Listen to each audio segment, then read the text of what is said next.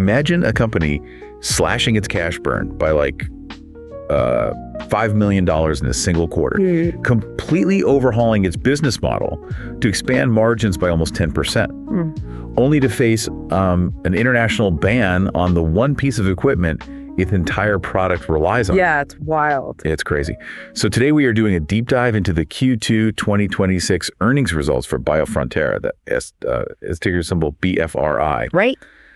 We've gone through their official earnings conference call transcript to extract the core numbers, strip away all the dense pharma jargon, and figure out exactly what this means for anyone holding or just considering the stock. Yeah, and it is a textbook study in contrasts. You have this incredible on-the-ground commercial execution happening at the exact same time as a balance sheet reality that, well, it leaves absolutely zero margin for error. Wow. The commercial team is doing everything right, but they're racing against a ticking clock, and that dynamic makes for a highly revealing earnings call. Okay, let's unpack this. Because the baseline performance this quarter, if we just look at the top-level financial metrics, it's incredibly strong. Very strong. Net product revenue came in at $12 million. Right. Which that represents a 32.9% year-over-year growth. Right. And management pointed to a couple of drivers for this, like a price increase they successfully pushed through in late 2025, and a 30% increase in tube volume for their main drug, Ameluz. Yeah. But as a retail investor proxy here, the number that really jumps off the page to me isn't the revenue itself. It's the gross margin. Oh, absolutely. They hit 80%. Yeah. That is up from 71% in the exact same period last year. As an analyst, that 80% gross margin it's the true beacon of this report. We are talking about a 920 basis point expansion. Wait, break that down for people who might not, live and breathe basis point. Sure, yeah. So a basis point is just 1/100th of a percentage point. So 920 basis points is literally just 9.2%. But in the finance world, we use basis points because it removes any ambiguity when you're talking about percentages of percentages. Oh. So going from 71 to basically 80%, I would argue this is the single most critical number for the company's long-term survival. Why is that the single most important one? Like more than revenue? Because when you expand margins by over 9 full percentage points in the pharmaceutical space, you fundamentally change the math on how many units you have to sell just to keep the lights on. Right. That margin expansion is the direct fuel for the other massive headline number they reported, which is their adjusted EBITDA. Yeah, let's get into that. Yeah. Because the adjusted EBITDA came in at negative $200,000. Now, for anyone listening who isn't a seasoned accountant, you might be wondering why a negative number is a win. Right, exactly. But context is everything. Because a year ago, their adjusted EBITDA was a loss of $5.1 million. It was a massive bleed. So they improved by essentially $5 million in a single quarter.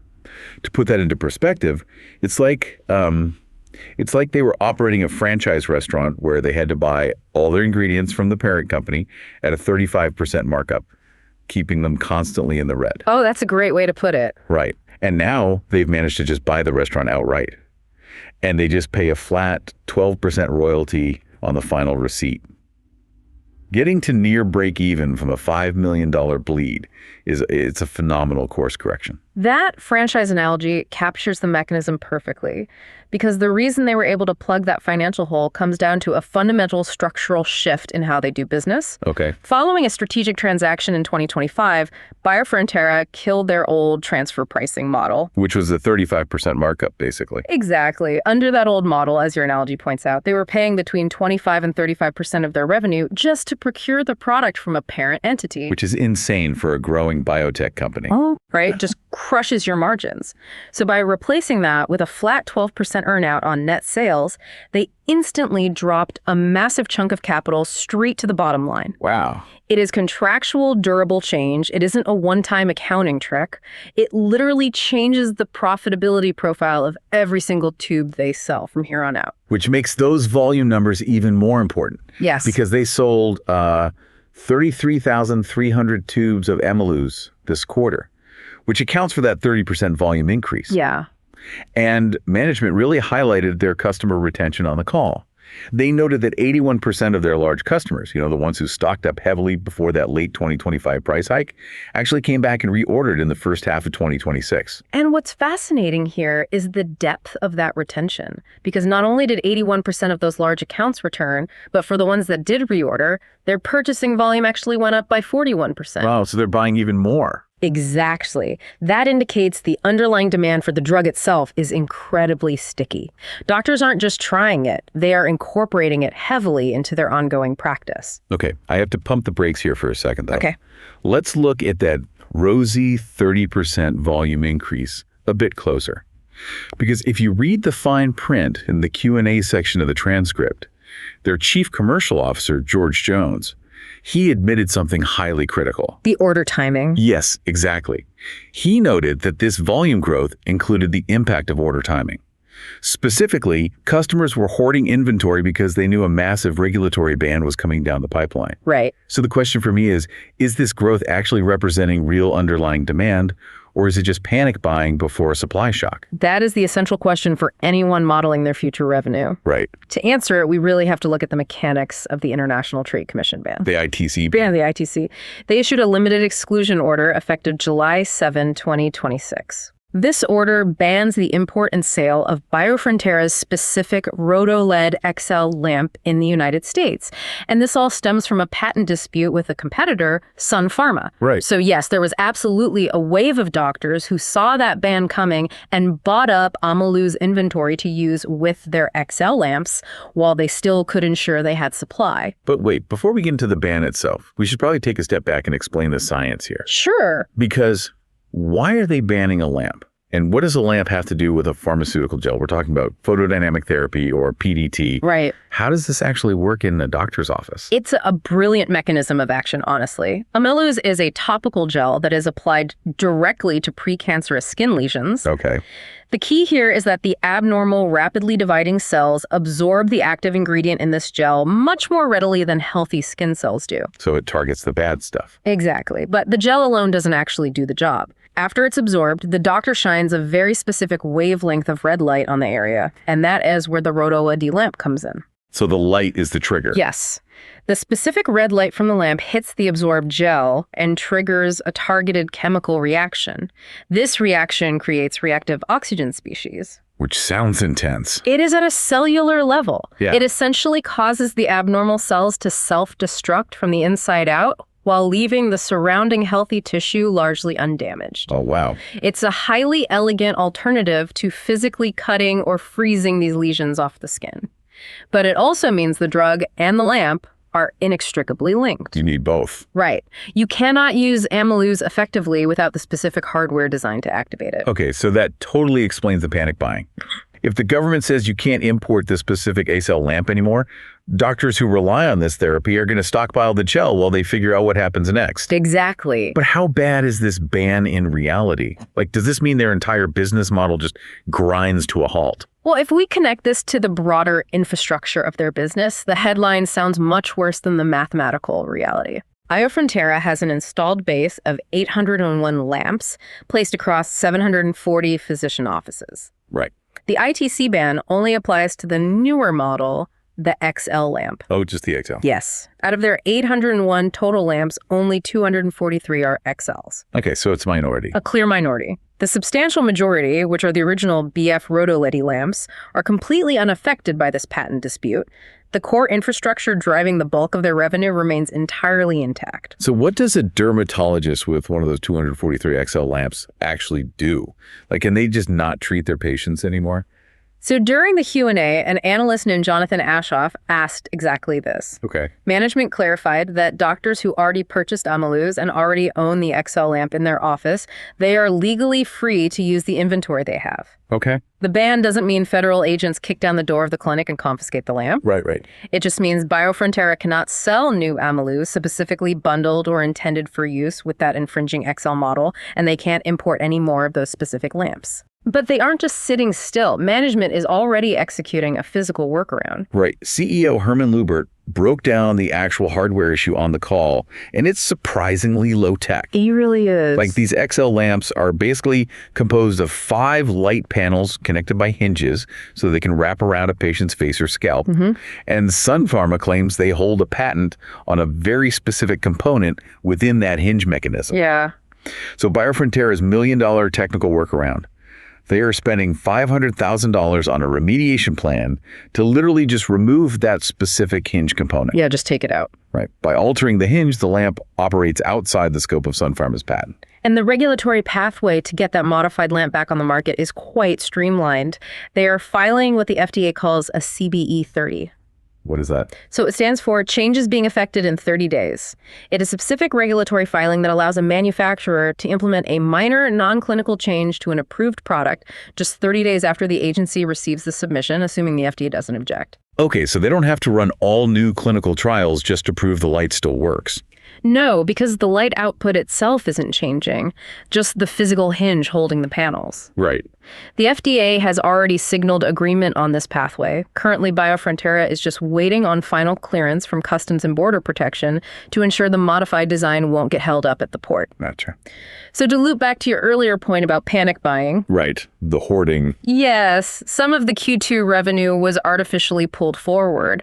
But because it only impacts a minority of their installed lamps, and because they have this relatively cheap fast hinge workaround already in motion, management stated they do not expect this issue to materially impact their full year 2026 revenue goals. Okay, so they have a Band-Aid for the hardware issue today. But what happens tomorrow? Right. Because that brings us to their upcoming clinical catalysts. We need to shift from how they survived the past quarter to how they plan to grow in the future. Yeah, the growth story is huge here. On the clinical side, they're staring down a massive near-term event.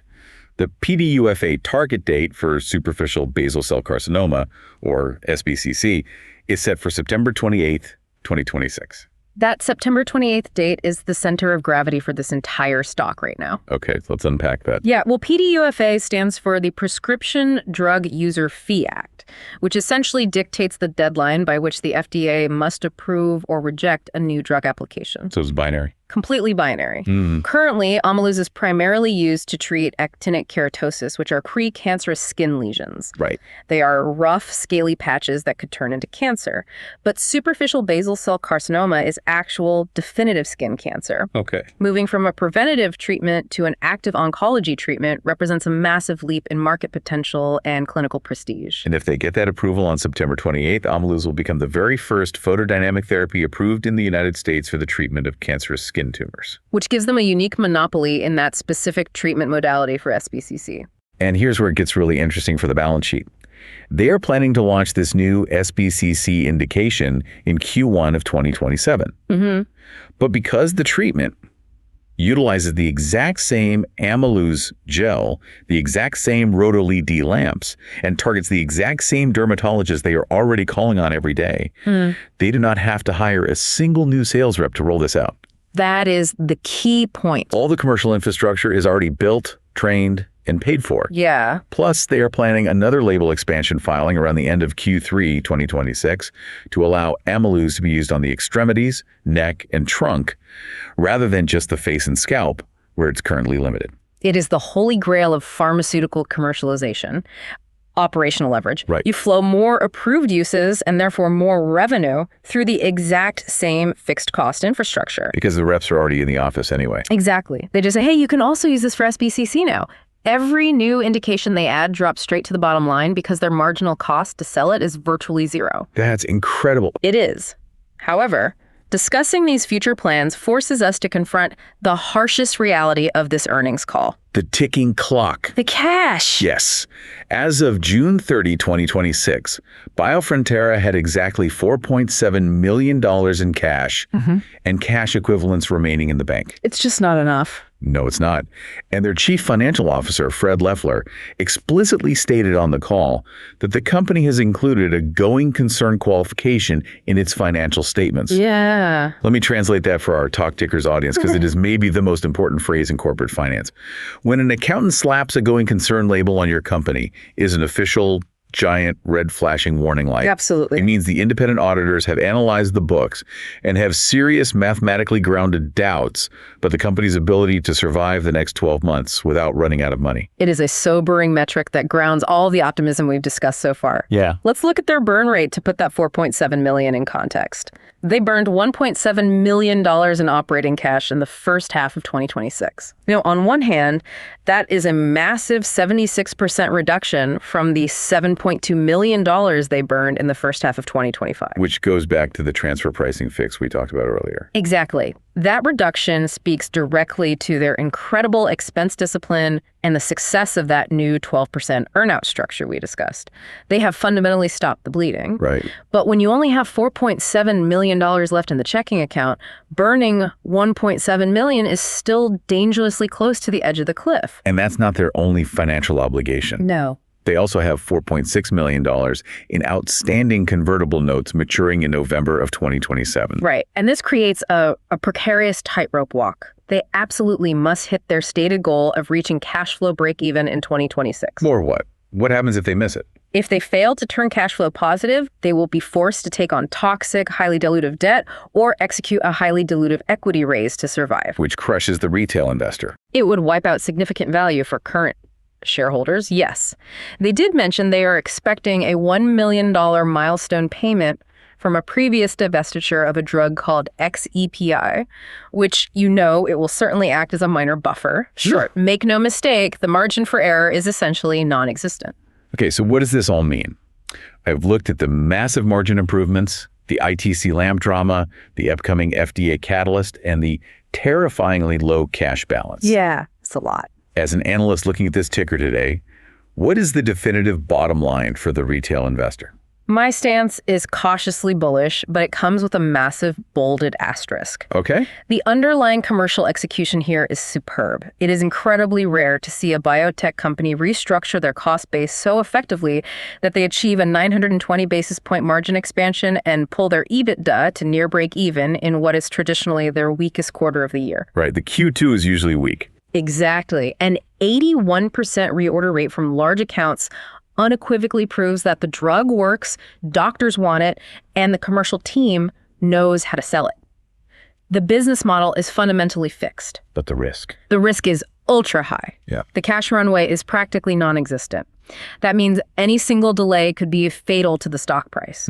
If the FDA pushes back that September 28 approval for sBCC, if Customs and Border Protection drags their feet on clearing the modified XL lamp, or if we see a significant dip in Q3 sales because doctors are working through that hoarded inventory we talked about. Right, if that demand was fake. Exactly. Any single misstep forces them back to the capital markets from a position of absolute weakness. Okay, let's translate that into an actionable takeaway. If you are a current holder of BFRI, the turnaround you have been waiting for is actually happening. Yes. The gross margins are fixed, the massive cash bleeding has stopped, and you absolutely hold this stock through the September 28th FDA catalyst.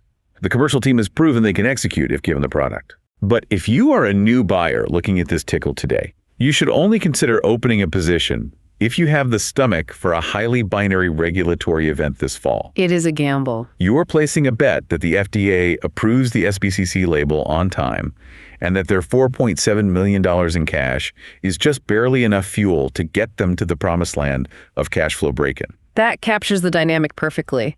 It is a high-stakes race between their accelerating, high-margin revenue and their dwindling bank account, with the FDA acting as the ultimate referee this September. Which is exactly what makes these dense earnings calls so incredibly tense and so much fun to break down once you translate the jargon. Absolutely. But before we wrap up this deep dive, I want to leave you with one final provocative thought. Ooh, okay. It's a tiny, almost throwaway detail buried deep in the clinical pipeline update from CEO Herman Lubert. Toward the end, he briefly mentioned their phase 2B trials for acne. The inflammatory lesion data. This is where the long-term thesis gets very interesting. Exactly. The data showed a 58% reduction in inflammatory acne lesions when using Ameluz, compared to just a 37% reduction for the control vehicle. Which is statistically huge. It is. Yeah. I want you to zoom out for a second and think about the scale of that.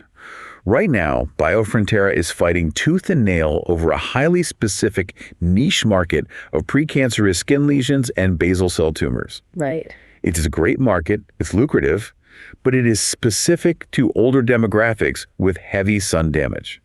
But what if this photodynamic therapy eventually hits the acne market? It's a whole new ballgame. Acne isn't a niche, it is a universal demographic.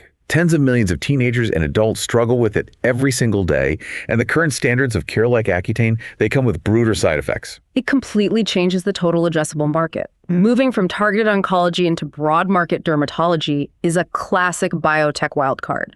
It changes a company's valuation multiple overnight. Right.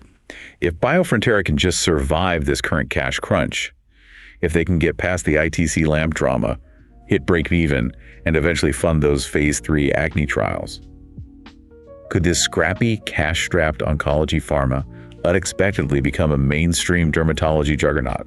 It's entirely possible. It's something to keep on your radar if you're watching the long-term play.